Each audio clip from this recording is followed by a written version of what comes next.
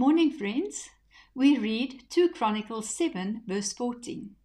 If my people who are called by my name will humble themselves and pray and seek my face and turn from their wicked ways, then I will hear from heaven and will forgive them their sin and heal their land.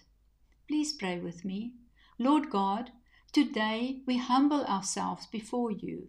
Forgive us our sins and for the times we have strayed from your ways. We come to seek your face, to turn from every wicked way, and to realign our lives with your word. Father, we know that humility and repentance is the doorway to revival. Hear us from heaven, heal our hearts, and heal our land. Let your mercy flow as we cry out for restoration and for your presence to dwell amongst us. In Jesus' name, amen.